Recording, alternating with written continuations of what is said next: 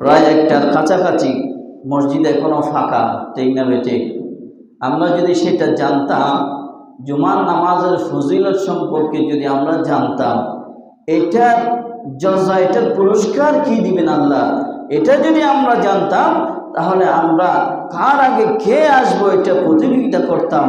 এখন আমরা অনেকেই জানার পরও আমরা আমল করি না। হয়তো বছরে একবার দুবার আমরা হুজুরের কাছ থেকে শুনি, যতক্ষণ শুনি ততক্ষণ, এরপরে আমাদের এক কান দিয়ে ঢুকে আর কান দিয়ে বের হয়ে যায়। এরকম মুসলমান আমরা, ঠিক না বেঠিক? আল্লাহ পাক নবীজির মাধ্যমে বলেন, হাদিসে পাকের মধ্যে নবীজি বলেন, সকল দিনের মধ্যে সবচেয়ে উত্তম দিন হলো জুমার দিন। বলুন সুবহানাল্লাহ। আল্লাহ নবী ইরশাদ করেন, قال رسول الله সবাই পড়ুন সাল্লাল্লাহু আলাইহি ওয়াসাল্লাম, ইন্না ইয়াওমাল জুমআতি সাইয়্যিদুল আইয়াম ওয়া আ'যামুহু ওয়া আ'যামুহা ইনদাল্লাহ, নিশ্চয় সকল দিনের চেয়ে শ্রেষ্ঠ দিন, সর্বোত্তম দিন হলো জুমআতি সাইয়্যিদুল আইয়াম, জুমার দিন হলো সকল দিনের শ্রেষ্ঠ দিন। ওয়া আ'যামুহা ইনদাল্লাহ, আল্লাহর নিকট বেশি প্রিয়, উত্তম, মর্যাদাময় দিন এই জুমার দিন। বলুন সুবহানাল্লাহ। ওয়া হুয়া আ'যামু ইনদাল্লাহি মিন ইয়াউমিল আযহা ওয়া ইয়াউমিল ফিতর, কি রকম উত্তম দিন দেখুন।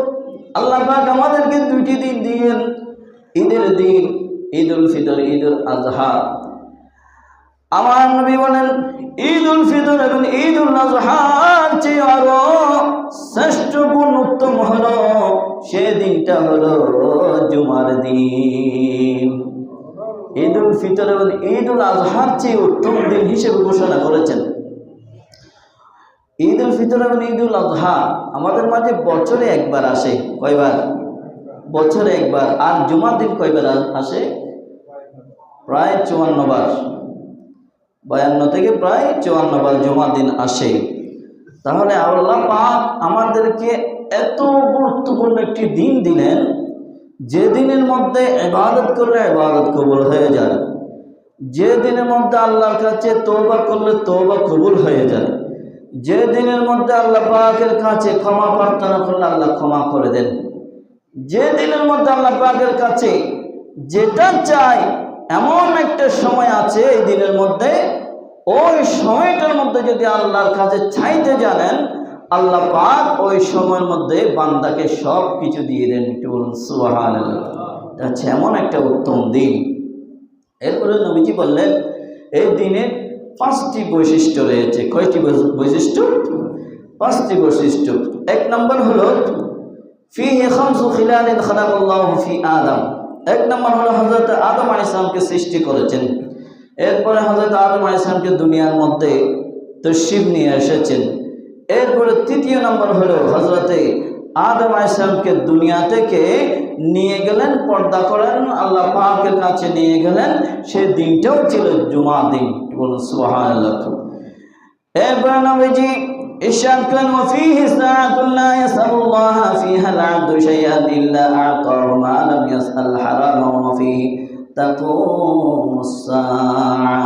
এই দিনের মধ্যে চতুর্থ বৈশিষ্ট্য যেটি, সেটি হলো এই দিনের মধ্যে এমন একটি সময় রয়েছে, এমন একটি মুহূর্ত রয়েছে, ওই মুহূর্তের মধ্যে আল্লাহ পাকের কাছে দোয়া করলে আল্লাহ পাক ওই বান্দার দোয়া ফেরত দেন না। এরপরে 5ম নম্বর হলো ওয়া ফীহি তাকুমুস সাআ। কিয়ামতের ময়দান কখন কায়েম হবে? ওই জুমার দিন কিয়ামত হয়ে যাবে, দুনিয়া ধ্বংস হয়ে যাবে। এই দিনের মধ্যে যখন জুমার দিন আসে, আসমান জমিন আল্লাহর অসংখ্য সম্মানীয় ফেরেশতাগণ এবং জমিন, পাহাড়, পর্বত, সমুদ্র সকলেই এই দিন যখন আসে তখন তারা আতঙ্কিত থাকে, তারা আল্লাহর জিকির আজকার করতে থাকে। শুধু আল্লাহর জিকির আমরা করি না, আল্লাহর যত সৃষ্টি রয়েছে সকলেই আল্লাহর জিকির করে। সকলে কি করে? আল্লাহর জিকির করে। এই হাদিসে পাকের মধ্যে এসেছে, ওমিন মালাকি মুকাররাবিন ওয়ালা সামাইন ওয়ালা আরদিন ওয়ালা রিয়াহিন ওয়ালা জিবালিন ওয়ালা বাহরিন ইল্লা ওয়া হুন্না ইউশফিকুনা মিন ইয়াউমিল জুমআ। যখনই জুমার দিন আসে তখনই আল্লাহর সকল ফেরেশতাগণ এবং আসমান ওয়ালা আরদ এবং জমিন সমূহ ওয়ালা রিয়াহিন ওয়ালা জিবালিন ওয়ালা বাহরিন এবং সাগর জবল পাহাড় পর্বত সমুদ্র যত আল্লাহর সৃষ্টি রয়েছে সকল আল্লাহর সৃষ্টি এটা আতঙ্ক থাকে এই জুমার দিন আসলে তারা আল্লাহর কাছে ফরিয়াদ করতে থাকে এবং আতঙ্কিত থাকে কখন যে কোন সময় যে এই দুনিয়া ধ্বংস হয়ে যাচ্ছে, আমাকে আল্লাহ ধ্বংস করে দিচ্ছে, এটা তাদের প্রতি ভয় চলে আসে। কিন্তু উম্মত মুহাম্মদে দেখুন না আল্লাহর বান্দারা কোনো ভয়, তাদের কোনো ভয় নেই। ভয় থাকলে তো মসজিদ ফুল হয়ে যেত, মসজিদ ভরপুর হয়ে যেত, ঠিক না বেঠিক? তাই বোঝা যায় তাদের কোনো ভয় নেই। তারা ইন্তেকাল করলে কি করবে? সোজা মনে হয় জান্নাতে চলে যাবে মনে হয়। আল্লাহ এত সহজে জান্নাত দিয়ে দিবেন তাদেরকে? দিবেননি। অনেক হিসাব নিকাশ আসে বাবারা, এত সহজে জান্নাত দিবেন না। তাদের খুশ নসিব, যার আমলনামা কবুল হয়ে যাবে তাদেরকে হয়তো আল্লাহ যার উপর রাজি হয়ে যাবে তাকে বেহিসাবে জান্নাত দিয়ে দিবেন। এখন কি আপনার উপর আল্লাহ রাজি হয়েছেন কিনা এটা কি গ্যারান্টি আছে? নেই। তবে আমাদেরকে কী করতে হবে? চেষ্টা করতে হবে। কী করতে হবে? চেষ্টা করতে হবে। এরপরে হাদিসে পাকের মধ্যে এই হাদিস পাক হচ্ছে ইবনে মাজা শরীফের হাদিস।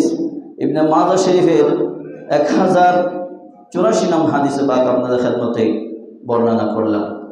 এরপরে হাদিসের পাকের মধ্যে এসেছে এই জুমার দিন যে ব্যক্তি উত্তমভাবে গোসল করবে, আমরা অনেকেই গোসল করে এসেছি অনেক ভালোভাবে এবং সুন্দর কাপড় চোপড়, পরিষ্কার কাপড় চোপড় আমরা পরিধান করে এসেছি।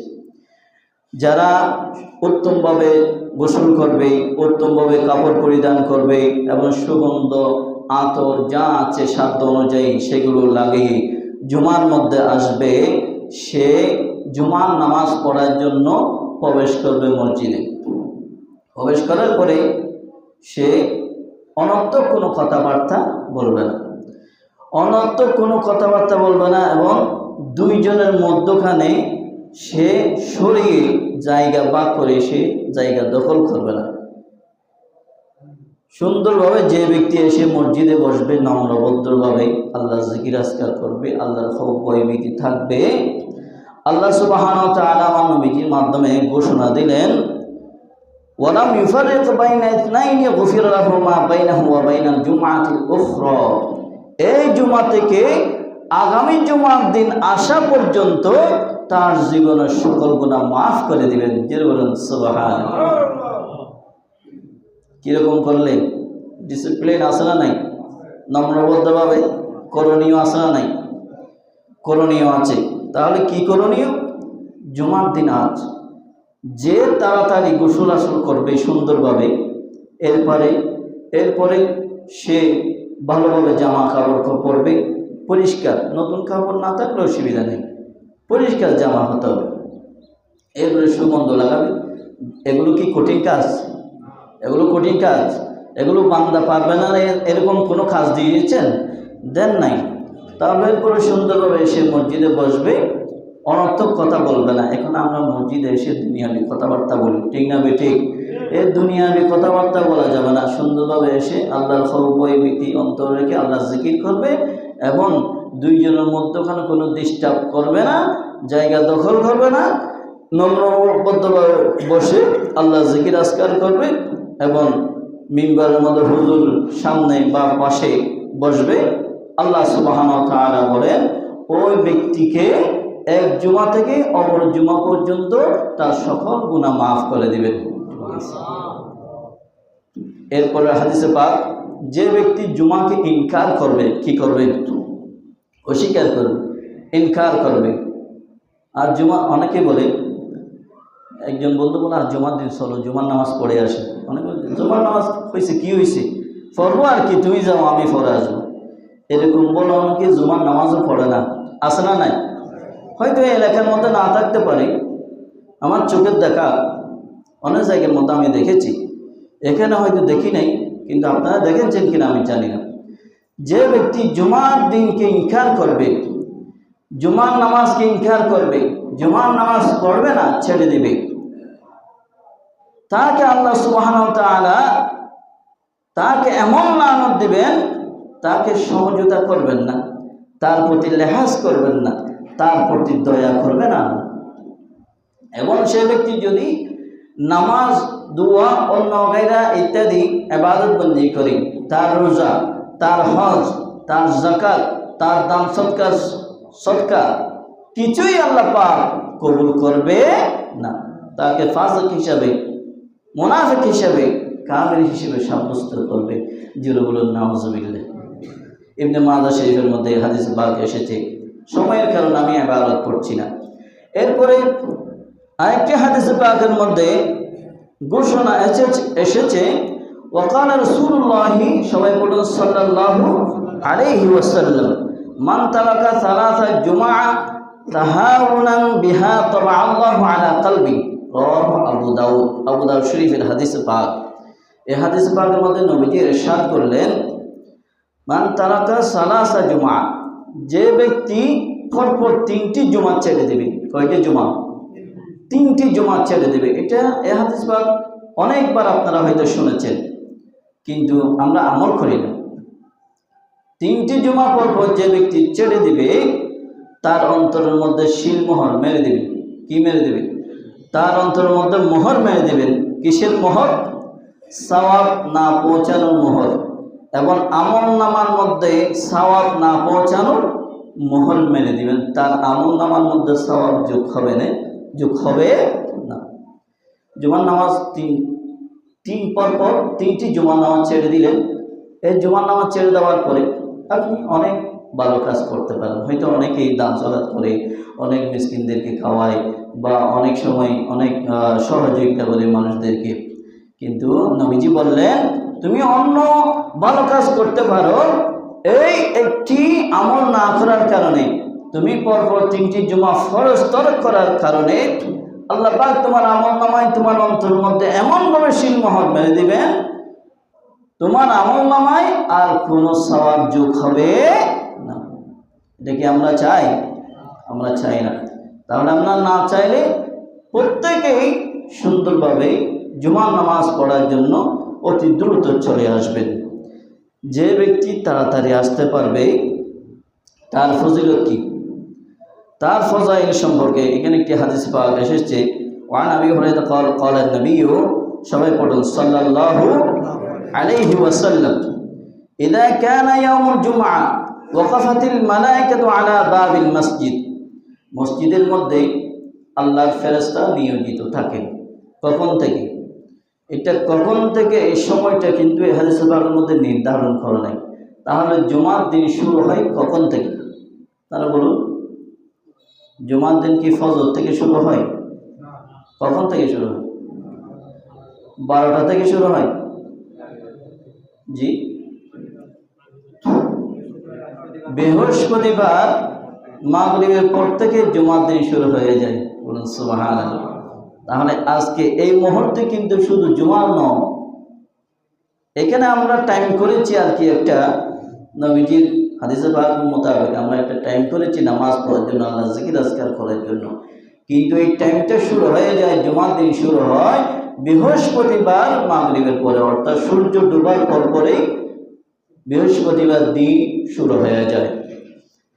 আল্লাহ পাক নবীজির মাধ্যমে এই হাদিসে পাকের মধ্যে বলেন, মসজিদের দরজার মধ্যে আল্লাহর ফেরেশতা, এখানে 2 জনের কথা বলেছেন, আরো অগাইরা ফেরেশতার কথাও বলেছেন।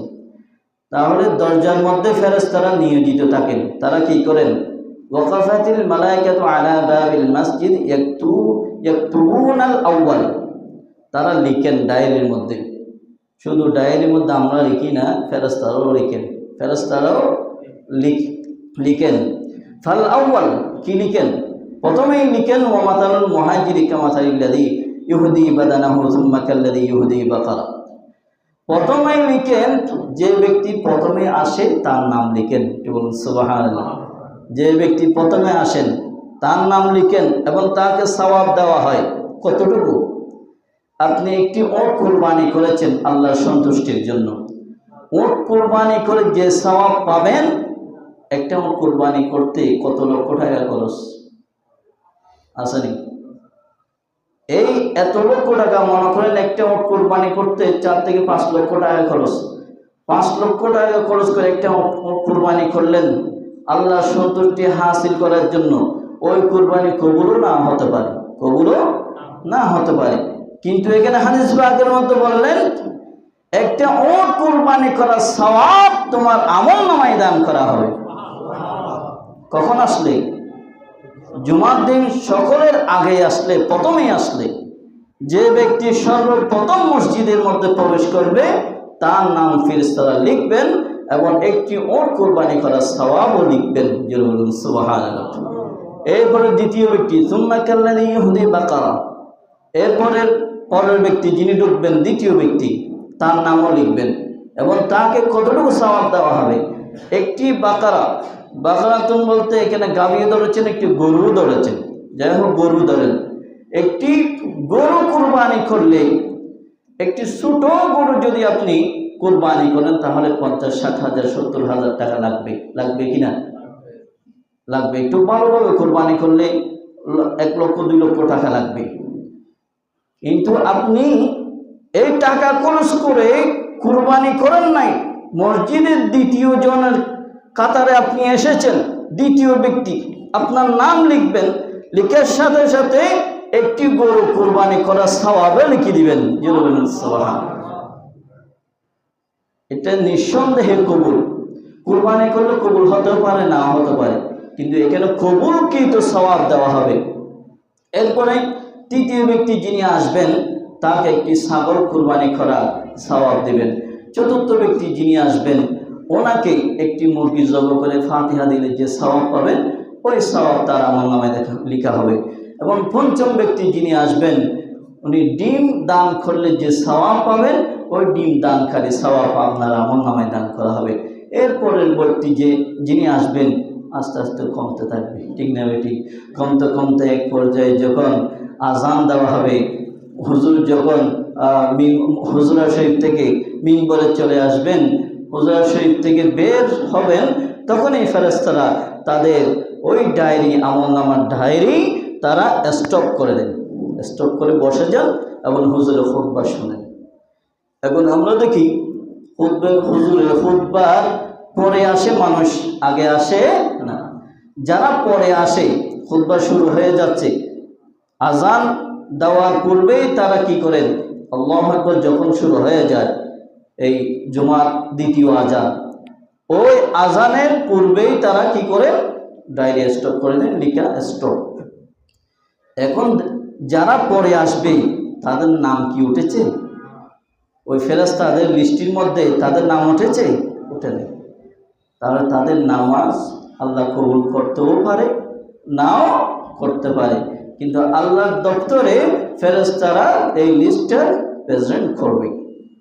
আল্লাহ পাক এই মোহাম্মদিয়া জামে মসজিদের মধ্যে এই আপনার বান্দারা জুমার নামাজ পড়েছে, তারা কে আগে এসেছে, কে পরে এসেছে, প্রত্যেকের নাম সিরিয়ালভাবে লিখে থাকবে এবং কাকে কতটুকু সওয়াব দেওয়া হবে সেটাও লিখে থাকবে। তাহলে আমরা প্রথমেই আসতে রাজি নাকি শেষে আসতে রাজি? প্রথমেই যদি আপনি আসতে রাজি হন, প্রত্যেকে চাইবেন একটি উট কুরবানি করার সওয়াব হাসিল করার জন্য। যদি প্রত্যেকে চান তাহলে যত সাধ্য অনুযায়ী আপনারা কি করবেন, আগে চলে আসবেন, প্রথমে চলে আসার চেষ্টা করবেন। হাদিস পাকের মধ্যে এসেছে জুমার দিন অন্ততপক্ষে আপনি 5টি আমল করবেন। কয়টি আমল? বোঝা যায়? কথা বোঝা যায়? 5টি আমল করবেন। 1 নম্বর আমল হলো, জুমার দিন যখন শুরু হয়ে যায়, বৃহস্পতিবার মাগরিবের পর থেকে আপনি দরুদ শরীফ পড়া শুরু করে দেবেন। কি করবেন? দরুদ শরীফ। যত বেশি দরুদ শরীফ পড়তে পারেন তত বেশি আপনার আমলনামায় সওয়াব ফিট হবে, যোগ হবে। একবার দরুদ শরীফ পড়লে 10টি গুনাহ, 10টি রহমত, 10টি মর্যাদা আল্লাহ পাক বৃদ্ধি করে দেন। তাহলে 30টা ফজিলত একটা দুরূদ শরীফের মধ্যে সাল্লাল্লাহু আলা মুহাম্মদ এতটুকু বললে হয়ে যাবে। একটু ছোট দুরূদ শরীফ, কতক্ষণ লাগবে? আল্লাহুম্মা সাল্লি আলা সাইয়্যিদিনা মুহাম্মাদিন ওয়া আলা আলি সাইয়্যিদিনা মুহাম্মাদিন ওয়া বারিক ওয়াসাল্লাম। যে যেটা পারেন সেটা পড়তে থাকবেন, জবান বন্ধ রাখবেন না, মানুষের শিকায়ত করবেন না, একে অপরের দুরূদ তালাশ না করে দুরূদ শরীফ পড়তে থাকবেন, আল্লাহর জিকির করতে থাকবেন। তাহলে এক নম্বর আমল হলো কি? বেশি বেশি দুরূদ শরীফ পাঠ করবেন, আপনি যেটা জানেন সেটা পড়বেন। দ্বিতীয় নম্বর আমল হলো জুমার দিন ফজরের নামাজ জামাত সহকারে পড়ার চেষ্টা করবেন, জামাত সহকারে পড়ার চেষ্টা করবেন। শুধু জুমার দিন বলে কথা নয়, প্রত্যেক ফজরের নামাজ, প্রত্যেক 5 ওয়াক্ত নামাজ জামাত সহকারে পড়ার চেষ্টা করবেন। তাহলে এক রাকাতে কত রাকাত সওয়াব? 27 রাকাতের সওয়াব। বলুন সুবহানাল্লাহ। আপনি এক রাকাত আদায় করলেন, আল্লাহ পাক আপনার আমলনামায় 27 রাকাত আদায় করার সওয়াব লিপিবদ্ধ করে দেবেন। এরপরে তৃতীয় নম্বর আমল করবেন সূরা কাহাফ। জুমার দিন সূরা কাহাফ পাঠ করবেন। কিয়ামতের ময়দানে একটা ভয়াবহ আযাব থাকবে, সেটা হলো অন্ধকার। যারা জাহান্নামী গুনাহগার বান্দা, তাদের সামনে অন্ধকার থাকবে, তারা দেখবে না। সূরা কাহাফ যদি আপনি প্রত্যেক জুমায় চালু রাখতে পারেন, প্রত্যেক জুমার দিন যদি আপনি সূরা কাহাফ তেলাওয়াত করতে পারেন, ওই কিয়ামতের ময়দানে আপনার সামনে আর অন্ধকার থাকবে না, আপনার সামনে ওই সূরা কাহাফ নূর দিবেন। জোরে বলুন সুবহানাল্লাহ। এবং চতুর্থ নাম্বার আমল করবেন, চতুর্থ নাম্বার ওই যেটা প্রথমেই বলেছিলাম প্রথম হাদিসের মধ্যে, জুমার দিন কি করবেন? গোসল করবেন এবং সুগন্ধি লাগাবেন এবং মসজিদে তাড়াতাড়ি চলে আসবেন। হাদিস পাকের মধ্যে এসেছে, যে ব্যক্তি এভাবে সর্বপ্রথম করবে এবং ঘর থেকে বের হয়ে যাবে, বের হওয়ার সাথে সাথে তার পা দানি যখন মসজিদের দিকে দিবে একটা পার কারণে, একটা কদমের কারণে আল্লাহ সুবহানাহু ওয়া তাআলা 1 বছর নফল ইবাদত আদায় করার সওয়াব আপনার আমলনামায় লিপিবদ্ধ করে দিবেন। এবং এতটুকু বলে শেষ করেন নাই, এক কদমের ফজিলত কতটুকু বর্ণনা করেছেন দেখুন। সারা বছর আপনি নফল ইবাদত করলেন, নফল রোজা রাখলেন সারা বছর লাগাতার। আমরা কি লাগাতার রোজা রাখি না? আমার নবীজির মাধ্যমে কত আমাদেরকে ইহসান করেছেন। সারা বছর নফল রোজা রাখার সওয়াব আপনার আমলনামায় দান করবেন। সুবহানাল্লাহ। তাহলে জুমার দিন ঘর থেকে বের হওয়ার কারণে প্রত্যেকটা কদমে আপনার সওয়াব, আমলনামায় সওয়াব লিপিবদ্ধ করা হবে। বলুন সুবহানাল্লাহ। আল্লাহ সুবহানাহু ওয়া তাআলা আমাদেরকে এই আমলটুকু আল্লাহ করার তৌফিক দান করুন, সে বলি আমিন। এবং পঞ্চম নম্বর, যে ব্যক্তি প্রথম কাতারের মধ্যে সে নামাজ আদায় করবে, আল্লাহ সুবহানাহু ওয়া তাআলা তার এই জুমা থেকে আরেক জুমা পর্যন্ত তার গুনাহ মাফ করে দিবেন। আল্লাহ পাক তার জীবন নূর করে দিবেন, আলোকিত করে দিবেন, তার ইবাদতের মধ্যে আলোকিত করে দিবেন, তার অন্যান্য কাজের মধ্যে এই কাজগুলো সহজ করে দিবেন। আমরা চাই কি চাই না? চাইলে এই অন্ততপক্ষে 5টা আমল করার চেষ্টা করবেন। আল্লাহ পাক আমাদেরকে জুমার দিনের আমল আমাদেরকে করার এবং জুমার নামাজের গুরুত্ব দেওয়ার আল্লাহ আমাদেরকে তৌফিক দান করুন, সে বলে আমিন। ওয়া আখিরু দাওয়ানা আলহামদুলিল্লাহি রাব্বিল আলামিন।